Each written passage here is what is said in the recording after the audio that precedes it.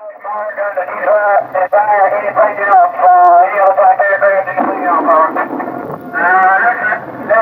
X-ray. This is Tank Sierra. You're ground approaching 50 yards in front of us. All right. Some replacements for these when they had to go home.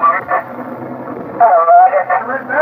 Tank X-ray. This is Tank Sierra. You copy. Over.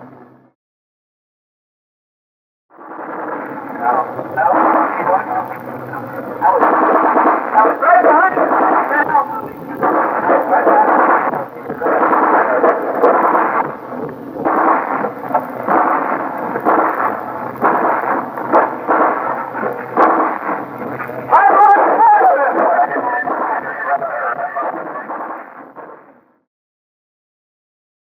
Getting ready to step up the ladder to the plane there in Washington to head out to Vietnam. There's a lot of uncertainty that goes through your mind. Will I ever come back? Will I ever see the States again? And the last few steps before getting up to the ladder, taking the first step up the ladder, it just sticks with you. At that young age, I was more interested in just going to the EM club, to the weekend dances, and just uh, playing the role of a young adult, in the military. And so Vietnam really wasn't a focus in my daily activities up until the time I received orders to PCF crew training, and even the old even the old Navy chiefs, they didn't know what PCF was. They didn't know what a PCF was, and eventually they looked into it and found out that it stood for Patrol Craft Fast. And the chief told me, says, "You're going to Vietnam, son." And then it hit. It hit real hard. And be honest with you, at that time I didn't even have an idea where Vietnam was. What was your first impression of Vietnam? You land in Cam Ranh Bay after a series of long flights. The door opens up. What's your first impression of the place? I thought I was back in Texas. It was so hot. It was miserably hot, and it just hit you right in the face. The heat, the humidity. It was just early in the morning. It was at daybreak, and it was super, super hot. And of course, being on the coast, the Cam Ranh Bay, being on the coast, the humidity, it was awful. It was just horrendous. Yeah. But we marched off like ants coming down the ramp, down to the tarmac. A lot of aircraft rolling by, with their under wings loaded with bombs, ready to go on a mission. And a lot of trucks, a lot of ammunition, a lot of military helicopters flying all over. So you were in a war zone when you saw that operation, that war machine operation in play. You couldn't think otherwise. I had no idea how big Cam Ranh Bay base was. Mhm. When we left and eventually mustered together the Navy guys that were going to the Swift Boat base, they loaded us up into two what they called deuce and a halves, and one was for all our luggage, our sea bags, etc., and the others were for the small group of men that were heading to the Swift Boat base.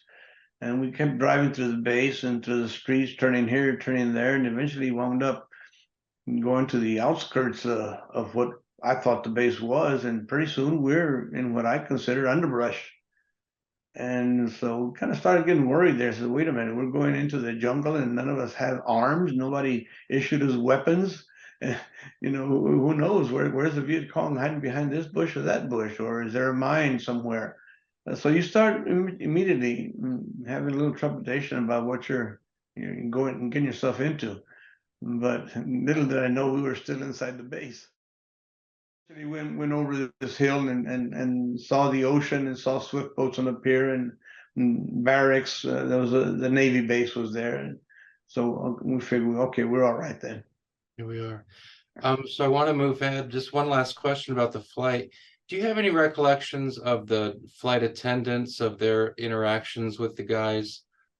Well, yes. In an unfortunate situation here, we had two older crewmen, 8 to 10 years older than myself, and they were a little crusty under their gills there. They were experienced sailors, and our flight, by the way, out of California, out of Washington rather, was delayed by a day. So I called my cousin who lived in Tacoma, and I spent the night over there, and they took me back to the airport. Well, this gave enough time for these two crewmen to belly themselves up to the local bar in the base, and eventually wound up even sneaking a bottle of whiskey aboard the aircraft. And they were very, let's say, not very polite towards the stewardesses, and it got them in trouble. They did things that they shouldn't have, and eventually, as a matter of fact, the plane, the pilot, the captain of the airplane, he was about to get the MPs to come on board and take them off the plane, and our boat officer had to intervene and promise that he'd keep them under tow. And so that was the only recollection I had about the stewardesses. As far as stewardesses go, though, when I left San Antonio for Washington, that I do remember a stewardess greeting me up when I walked to the tarmac and then up the ladder after having, seen my mother just distraught about my departure. And this is when I was on my way to Vietnam, no turning back. The sight of my mother collapsing under the stress and emotion, and my parents and relatives that were there, that was, it got to me, it affected me. And so, I choked up, and as I was going up the ladder, the stewardess, noticed that and says, "Are you all right, sir?" And I just stopped and I just said, "I'm on my way to Vietnam." And she just bit her bottom lip, and then she grabbed me on the arm and said, "Well, you take care of yourself." In a soft voice, she said, that's the only, as far as the stewardess go, that's a recollection that comes to mind. As we came over that hill that I mentioned and saw the base, we looked over to the left side and we saw the swiftboat dock, and then we saw a lot of activity going on the beach. Guys were playing volleyball and just jumping up and down in the water. It was like a party scene. The only thing that was missing, of course, were the girls. But I said, "Wow, this is war? What's going on?" I was a little confused by that. But later, during the course of that couple of days we're there, our boat officer, he told us that they were advised that be very careful. You can't tell who's a Viet Cong or a villager, because they look one and the same. The only thing missing was a weapon. And so they had told them that a Viet Cong officer of sorts had turned himself in because he got mad at his group because they didn't want to follow through with bombing the base, because this man had the run of the base and he knew where his position was, where the ammo dump was, where this was, where that was. And matter of fact, he told him that he even had spent a night watching a movie on base. So there, you need to be alert. You need to stay alert. And so that was surprising to me. I said, "Wow, how do we know then who we're fighting?" So we had to be on our toes all the time. So even the possibility that the Vietnamese on the base, who are nice and who are smiling and helpful, they may actually be Viet Cong. Yeah. Our main mission, Operation Market Time, Task Force 115, was coastal surveillance. Our main mission was to prevent the infiltration of North Vietnamese resupply steel hull trawlers from entering the coast of South Vietnam. 1,200 miles of coastline from the DMZ south to the Khao Mau Peninsula and then west towards the Cambodian border. And aside from that primary mission, we then had to inspect fishing junks and small wooden trawlers that were carrying goods along the coast from farmland villages to the main centers like Da Nang or Chu Lai, wherever. So we'd have to spend our day basically monotonously inspecting junks. We had to go to general quarters each time we inspected a junk. And we found them suspicious. We didn't. We had a liaison petty officer, a South Vietnamese liaison petty officer, who would question them, and we'd have to see their paperwork. And each person had to be documented, etc. The Vietnamese liaison officer would tell us, no, this guy here, he's lacking the proper papers, or he's a draft dodger.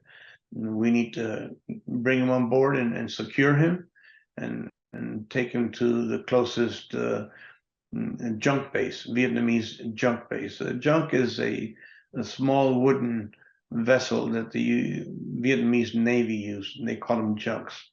Yeah. So basically that was primary mission, but we had to go into general quarters all the time. So it was general quarters, off general quarters, general quarters, off general quarters. And so we had to be cautious, because if they came alongside our port side, the left side of our vessel, we had to make sure the windows and the doors, hatches were closed on that side, because you don't want the Viet Cong to be tossing a grenade in there. They're about to be had, and their last effort of survival is to toss a grenade in there and meet the consequences. But so there's a lot of precaution. You never knew what you're going to find. Did the South Vietnamese officer or NCO, did he identify any folks on these junks as either South Vietnamese deserters or as Viet Cong? And then did you? He didn't specifically, but based on his interrogation of them, lack of papers or things didn't make sense, or perhaps maybe the accent, because maybe they had different accents in different regions. This is odd. We got to take them in, and so yeah, we detain them and we take them into their authorities, and they would investigate them. And in one instance, I recall specifically, there were two or three individuals that we detained, and we had to secure them to the stanchions of the aft section of our swift boat, the wire stanchions around the aft section. And I was put in charge of securing them, and I had to sit there in the ammo locker, the mortar locker on the fantail, and I had my M16 at the ready, loaded. But then I looked at them, and they looked so innocent. So it was, easy to just drop your guard and just put your weapon off to the side and just, kick back and enjoy the sun or whatever. But yeah, they turned out to be Viet Cong. We did. And it surprised the heck out of me, because I said, my Lord, I was face to face with the enemy. And, again, as I said earlier, you take the weapon away from the person, and there goes the enemy. They're just another human being. And that startled me. Did you ever wonder about the reactions of the South Vietnamese who are just carrying on with their lives? And I mean, here's the challenge that some vets talk about, that on the one hand, you have to search these boats because you don't want material and weapons and Viet Cong, infiltrating into areas in South Vietnam. So it's a mission you have to carry out. At the same time, a lot of these folks are just civilians who are carrying on with their lives, and they feel like they're getting harassed by these people who've come from thousands of miles away. And the danger is that they get upset and decide that they're just going to go ahead and support the Viet Cong. That, you know what I'm saying? There's sort of that that conundrum that this is a job we have to do, but in doing the job, we might be upsetting some of these folks and actually, in a way, helping the enemy. Did that conundrum ever come up in your thinking?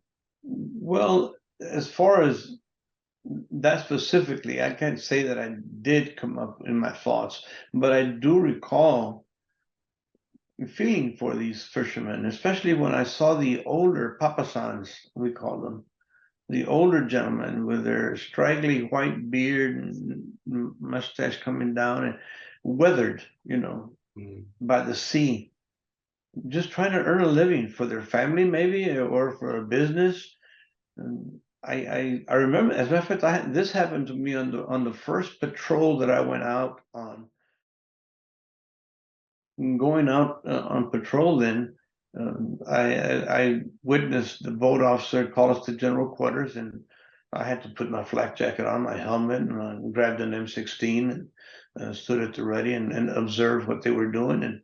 And this one small fishing junk, they came alongside to us, and there's an old man there, and I felt, my God, this grandpa, man, he's out there, doing the best he can, and it must have been about maybe him and two other adult males, and then a young boy, maybe 11, 12 years old.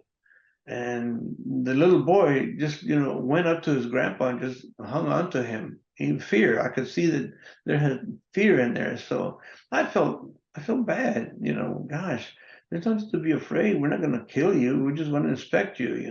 That's the job.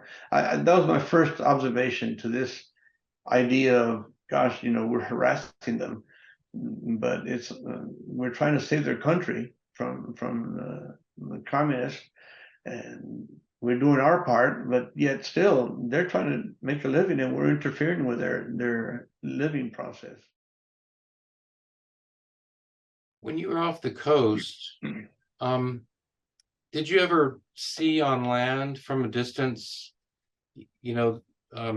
war going on? Could you hear firefights? Did you see planes, offering support? Did you see Navy ships, sending in fire support and that sort of stuff? Did you witness that kind of war from afar, out at sea?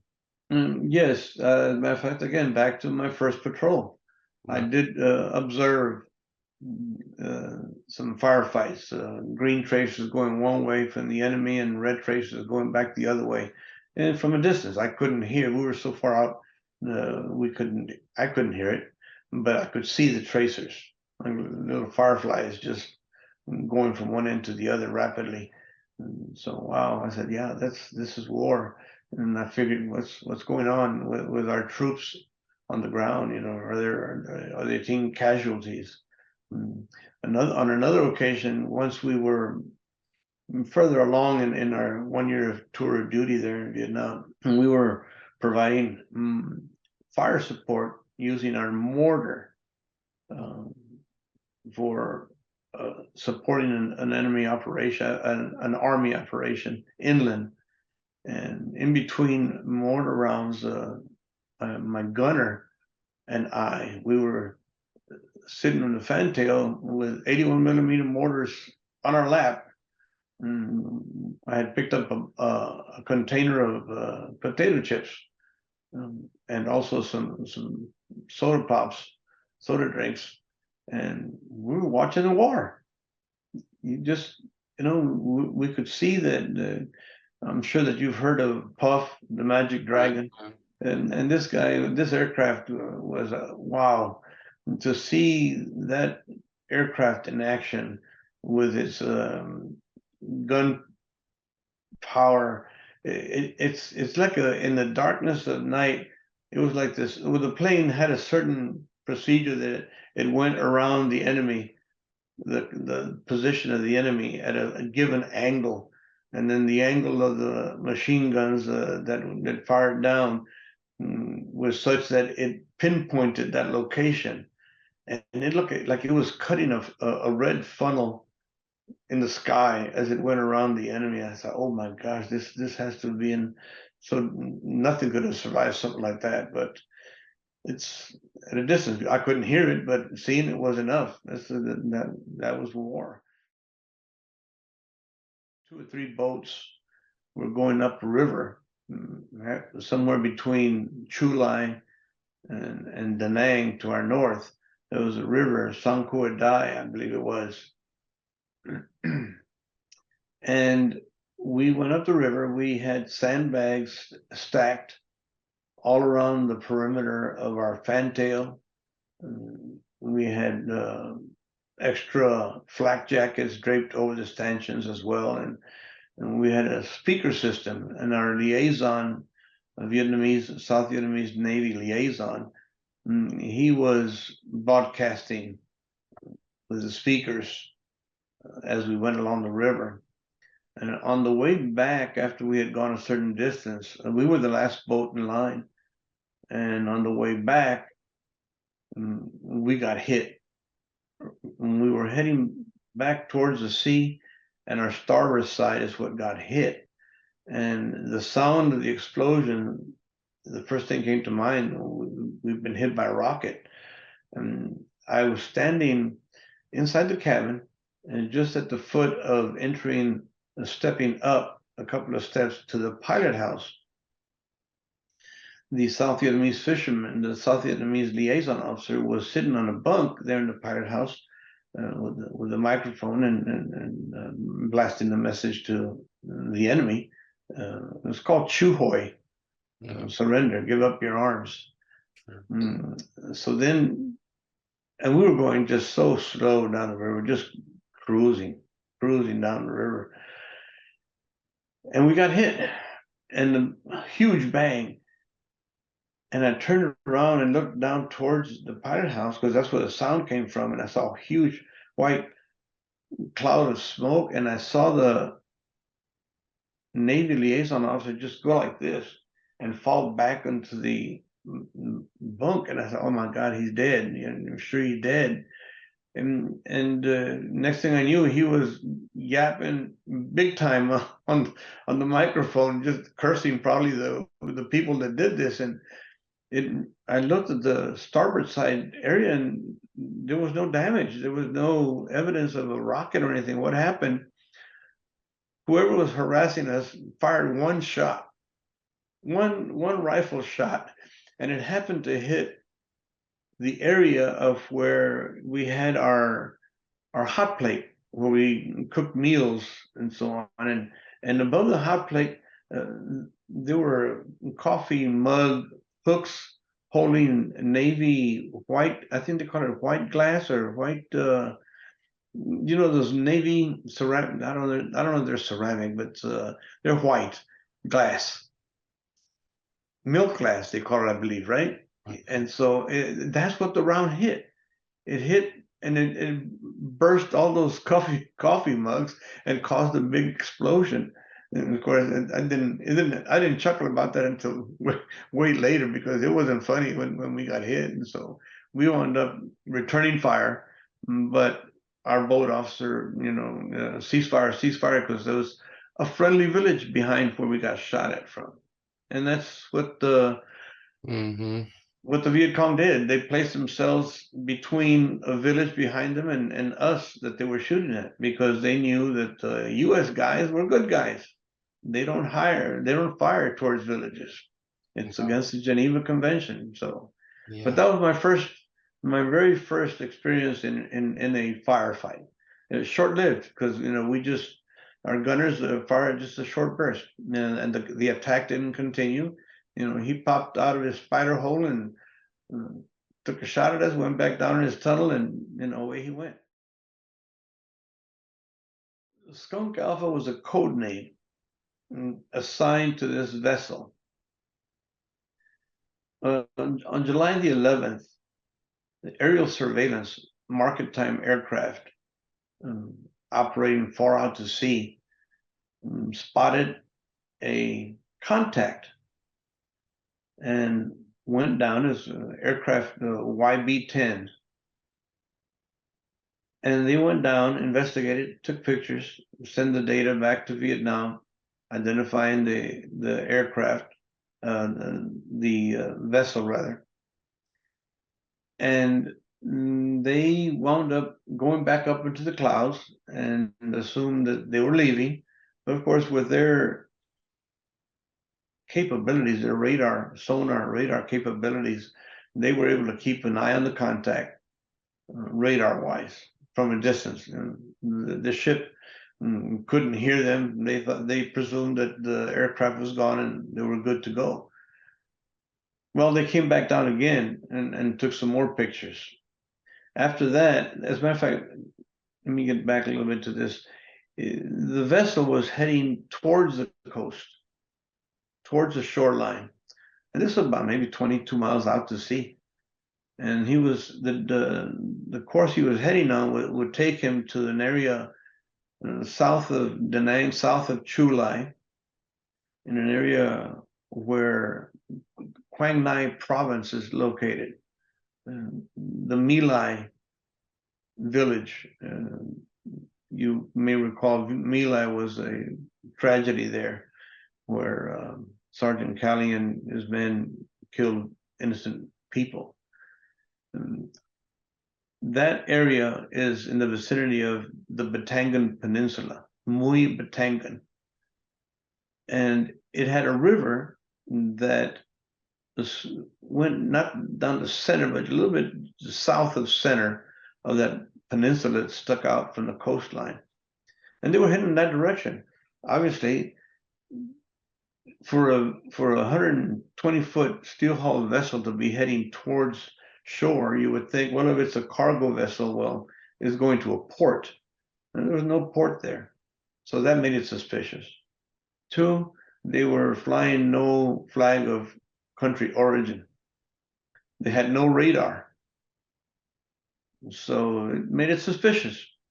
And the trawler circled back around and went back out to sea. Information was sent to Da Nang, and it was deemed that the trawler was suspicious enough to have the USS Wilhoit, a destroyer, who was patrolling the outer limits of the market time area, again, in the area of maybe 10, 15 miles out from shore, ordered to give chase to this contact. And it reached the contact by radar just a little bit after midnight on the 12th of July, 1967. In the Navy at that time, an unidentified surface contact is called a skunk. And the first one after midnight is Alpha. So when the destroyer raised radar contact on the vessel, it was after midnight, and so they called it Skunk Alpha. The trawler decided that, no, they're on to us, we're gonna head out. And Saigon, when the destroyer eventually caught up to them at daybreak, they circled, the trawler went dead in the water. The destroyer circled the vessel, taking pictures, identifying objects on top side and so on. And the destroyer then headed back towards coast, headed west towards the Vietnam coast, and went beyond the horizon. Of course, as I said, the trawler had no radar. So when you go 12, 13 miles away from a contact that's beyond the horizon, they're gone. You don't see them anymore. Once they were beyond the horizon and free of visual contact from the trawler crewmen, the destroyer circled back around and they gave chase. And the trawler eventually wound up going east of the Paracel Islands, a great distance away from the Vietnam coast. And it anchored there for a number of days until finally, I guess they got their marching orders from Hanoi and decided to make way back to the coast, give it another attempt to deliver their goods. And so we knew that the trawler was on the go and while this was happening, when it was sure that the trawler was going to be coming back in to the coast to attempt delivery of their goods, the resupply cargo, the commander of the Northern Surveillance Force in I-Corps, Commander Stephan, he gathered his group of individuals, officers, and started developing a plan to intercept this vessel. By first inspection, when they discovered the vessel, when the aircraft discovered the vessel, and it was heading towards the Quang Ngai coastline, they suspected that it was going to be in the Batangan area, because in March of '67, there was a trawler that came in just north of the Batangan Peninsula, and that was captured. Well, it blew itself up, I believe that one did. And so there was high suspicion that it was going to be coming back to that same area. Commander Stephan decided that he was going to have the USS Gallup brought into the intercept group of vessels. The USS Gallup is a gunboat. And as it happened, there was a individual, PSYOPs man for I-Corps, Victor G. Riley, Lieutenant Navy. He was in charge of the psychological warfare missions and operations in I-Corps for the Navy. And he heard about this, and he just lobbied Commander Stephan that there needed to be a psychological warfare speaker team aboard, so that if in fact we were going to halt this ship, we had to have the ability to, by loudspeaker, communicate with this vessel to get him to stop boarding, etc., give him orders, give him commands. Well, Commander Stephan wasn't too high on the idea, but he said, if you find a vessel that can, take you out there, well, let's think about it. So he went out searching, and he went to the Coast Guard. And the Coast Guard, 82-foot vessels, they're called WPVs. And so they agreed to send this vessel out there. So it was a 3 vessels intercept group up to that point. Well, the 4th vessel obviously had to be a swift boat, because your outer surveillance group of vessels are your destroyers and minesweepers, the bigger ships, Blue Water Navy. And closer to shore were the Coast Guard cutters. And then along the beach, along the shoreline to within 3 miles were the swift boats. We were the last line of defense. And so they knew that they had to select a swift boat, but didn't know which one to select. It depended on the trawler's final trajectory as he was coming in towards shore. So that would have to be determined later. And so as it happened, PCF 79 was selected as the swift boat. As we're getting close to the darkness of the moon that happened after midnight, that's what the trawler was doing. It calculated that they wanted to reach the territorial waters of South Vietnam after midnight, for sure, under the cover of darkness. So in reality, these people in the trawler had no idea that there was going to be a group of task force of 4 vessels waiting for it, and it had no way to escape. So what happened, the trawler crossed the 12-mile territorial limits of South Vietnam, and it kept going. We kept getting reports. I kept plotting the location of the trawler. And it continued coming down a given grid coordinate on the combat chart. And then it crossed the 12-mile territorial line, It didn't cross. It was now 10 miles in, and it was getting closer. I believe when it got to about 10 miles from shore, it could be maybe somewhere between 5 and 10 miles, probably closer to 5. The order was given for the WPB, the Point Orient, to get closer to the vessel so that it could broadcast a message. And there was the counterpart to Lieutenant Riley up in Da Nang, the PSYOPs man. His counterpart, the South Vietnamese PSYOPs individual for ICOR, for the South Vietnamese Navy, he joined him on this what they call the Jolly Trawler hunt.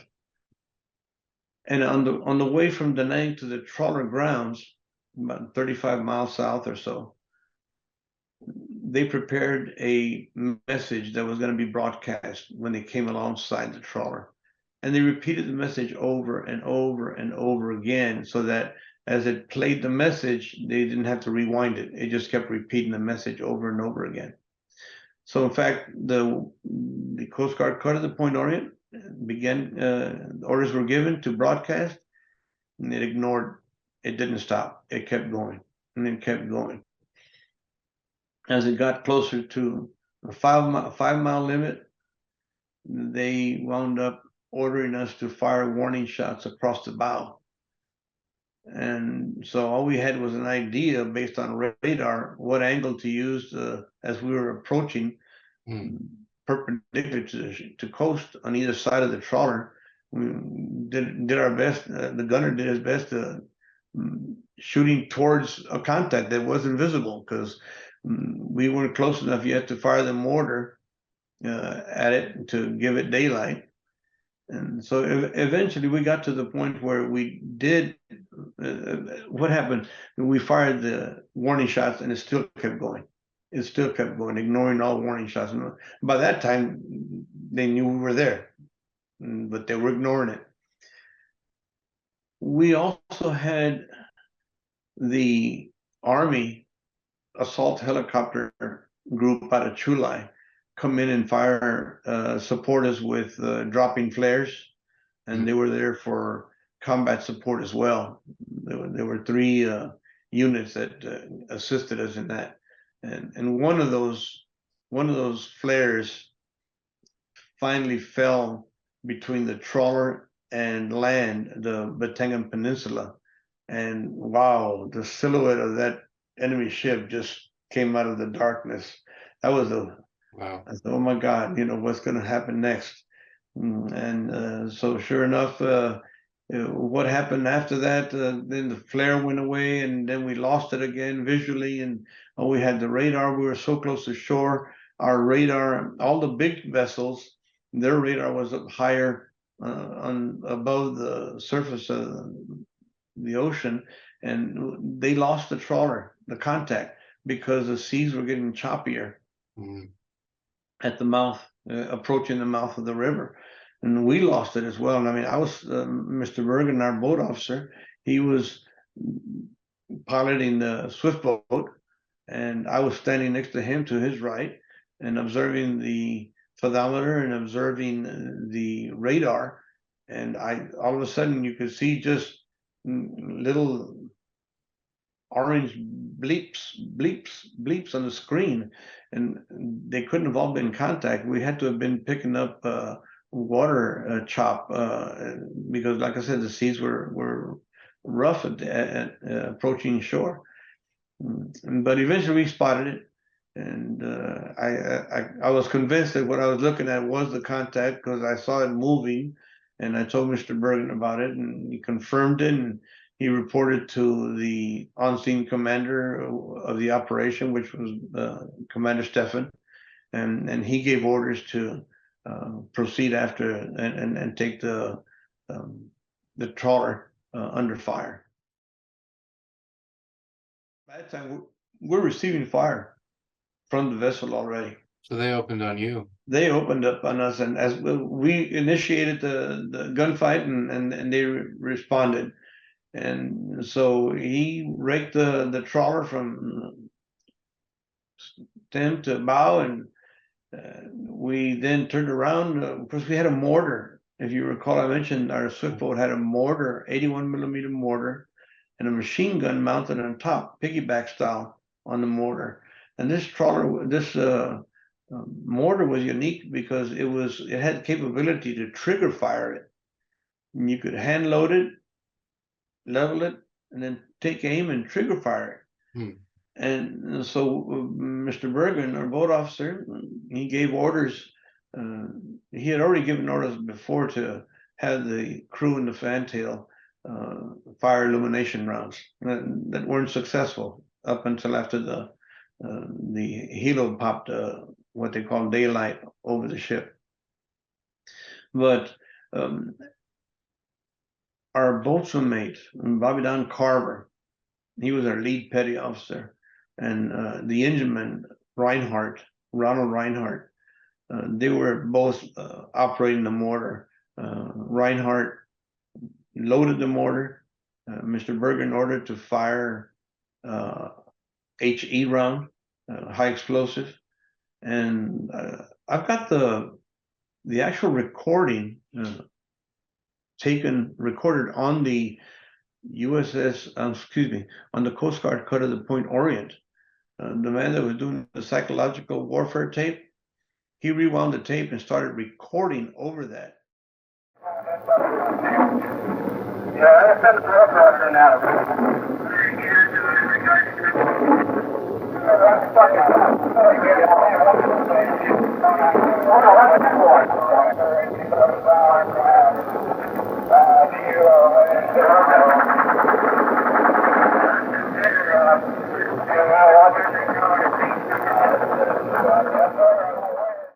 And so he recorded all the communications aboard the Coast Guard cutter, all the communications between the destroyer, the Wilhoit, the gunboat, the Gallup, and us as well. We went after it again, the trawler, exchanging machine gun fire. And then Mr. Bergen ordered Carver to load a white phosphorus round. He did. And by that time, we were within 75 yards of the vessel. Wow.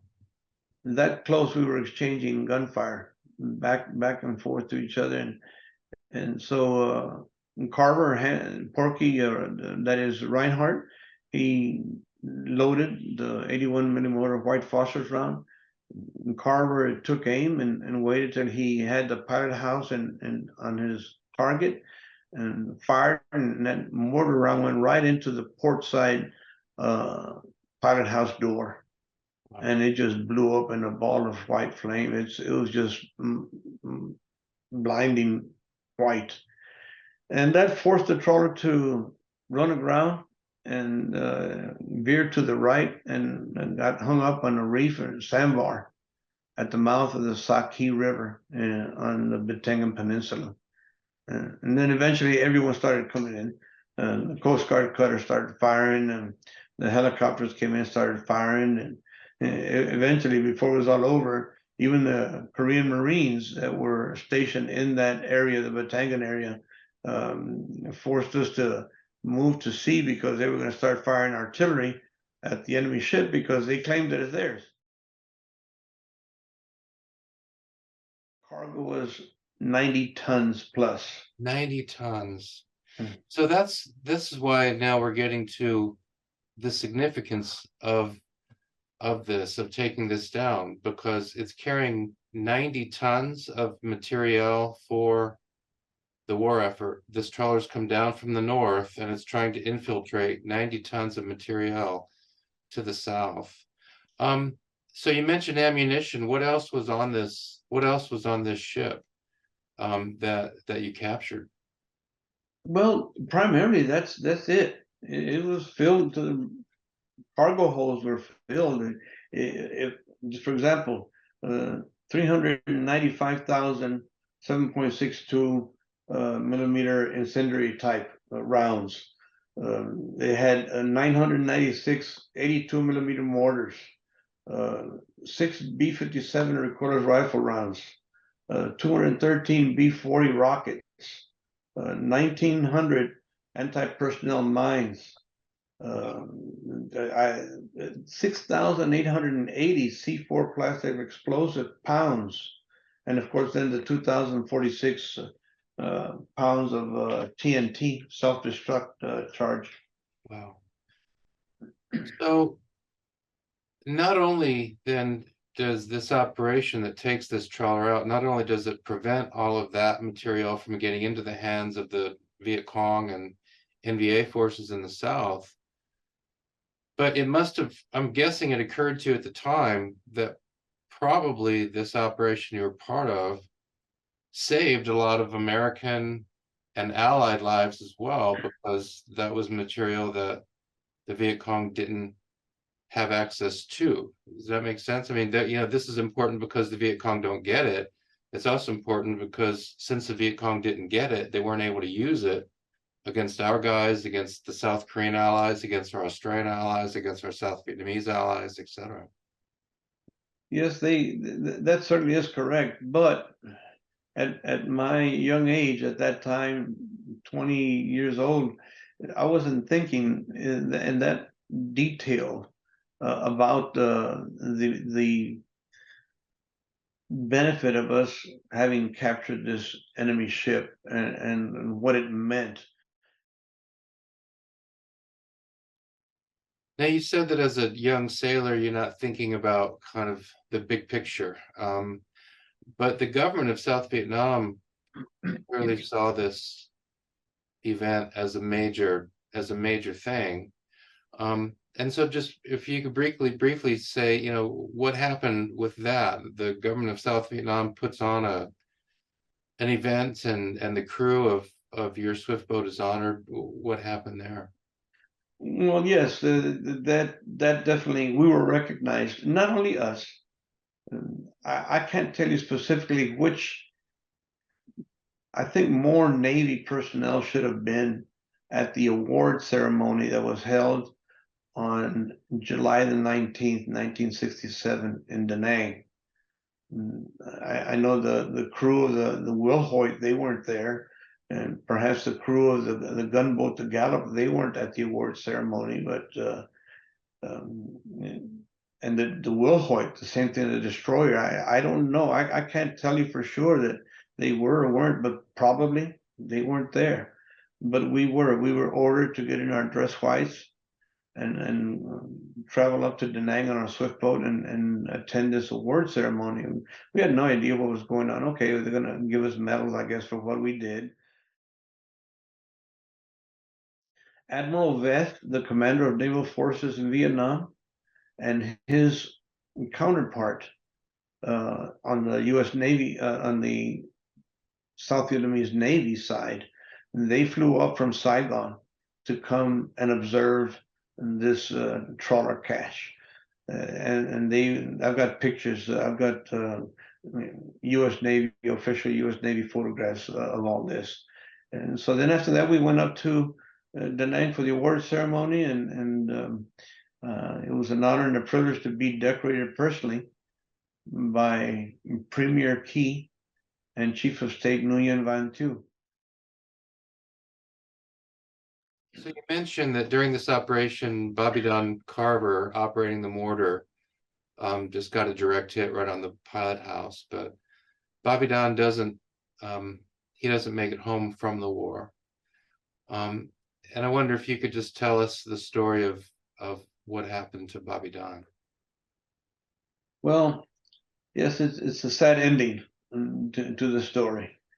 The Viet Cong, they attacked the South Vietnamese junk base, Coastal Group 16, in the river Son Tra Cuc that leads into Quang Ngai City, south of the Batangan Peninsula. They attacked them. They overran the base one day in August, about a month after we captured the trawler. It's obvious retaliation for the fact that we had captured their goods. Well, we later found out that the Viet Cong had a bounty out for PCF 79, because they knew we were directly involved with the capture of Skunk Alpha. And on December the 6th, 1967, we were on a PSYOPS mission, a Chuhoy, give up your arms mission, in which we had loudspeakers secured above the cabin on our port side, on the left side of the swift boat. And our engineman was on R&R at the time, and we had another engineman, Jim Schneider, who was taking his place. We had two, I'm gonna assume they're Army guys, could have been Marines, but I'm pretty sure they're Army, that were operating the speaker system. There was a tape, I believe it's called Lost Souls or something like that, a Chuhoy, an eerie sounding Chuhoy tape that has some wailing sounds in the background and Vietnamese speaking, and basically saying that, you know, you've gotta go back to your homeland. You don't want to be killed in a distant land. You know, your spirit needs to be back home with your family and blah blah blah. And so it's very emotional. And so we started running the beach south to north, starting at the river mouth to the Song Tra Cook, the Song standing for river, the Song Tra Cook. And right north of the river mouth are three little hamlets, Cole 1, Cole 2, Cole 3. And Cole 3 was first, then further north was Cole 2, and then Cole 1 was the northernmost, which was closer to the village of My Lai.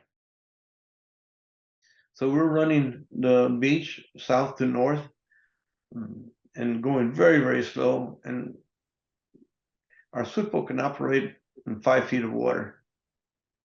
So we were just above that, 8 to 10 feet of water. And that's why I had to stay in the pilot house next to the boat driver, which was our engineman, Jim Schneider. And we continued, and we made it clear past Cole 3, past Cole 2, past Cole 1, no action, nobody on the shore, no people observing what's going on, nothing, no action. We went out to sea and came back around, and we proceeded again with the Chuhoy message, broadcasting it loudly. And between Cole 2 and Cole 1, we got ambushed from 3 bunker positions on the sand dunes. The first reaction was for Carver to get Mr. Bergen away from, he was trying to view somebody through binoculars on top of the mortar. He was looking through the binoculars that Carver had told him that there was somebody on the sand dunes. And so when the machine gun fire started, Carver shoved Mr. Bergen down to the deck to get him out of harm's way. And then Mr. Bergen, at the same time as the engineman, Jim Schneider, and the pilot house, they both shoved the throttles down hard forward. And with so much fuel going into the engines, it killed the engines. And we were dead in the water and receiving fire and exchanging fire, and what seemed like forever and a day. Eventually the engines got lit up. Mr. Bergen got behind a 30 caliber, started firing, and everything was going well. And all of a sudden the machine guns and the fantail go silent. And it turns out that Carver had gotten mortally wounded. And we headed back out to sea and rendezvoused with a destroyer who took him aboard, and then he was picked up by helicopter, dust-off helicopter out of Chulai, and taken to the hospital base there. But the wound was so great. He took a machine gun round through his right eye, and it just was devastating. So we lost a great man that day. My mother and father had given me a dashboard size Saint Anthony statue. I don't know if you remember back in the 60s, or you've heard of back in the 60s. There were little dashboards that you could get, dashboard statuettes, and this is my statue of the Saint Anthony and the Lord Jesus, baby Jesus, that I carried with me on my flak jacket. And That's the one you had with you? yes, this is a little Saint Anthony that I had with me, and unfortunately, after I fell back through that action, when I got that round through the window, I felt it.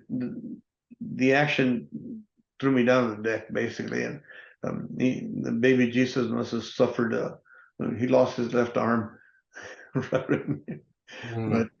it was, I don't know, the grace of God. It wasn't meant to be, but we lost a good man, Bobby Don Carver, that day.